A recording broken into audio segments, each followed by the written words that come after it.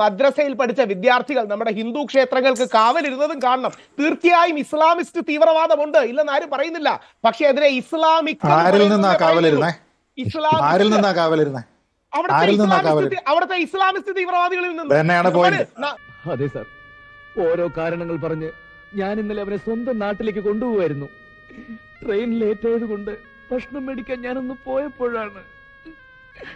നമ്മളിൽ നല്ലവരും ചീത്തവരും ഇല്ലേ? നമ്മളിൽ ഹിന്ദുക്കൾ നല്ലവരാണോ? നമ്മളിൽ ഹിന്ദുക്കൾ നല്ലവരും ചീത്തവരും ഇല്ലേ? ഇനി രണ്ട്, മോദിജി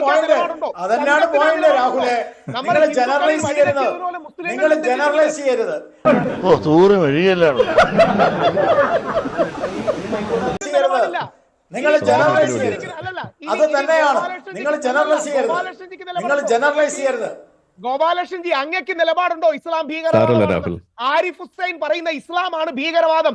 അത് ഞാൻ പഠിപ്പിച്ചുതരാം. നിയാസനുണ്ട്. എനിക്കൊരു 30 സെക്കൻഡ് തരുമോ?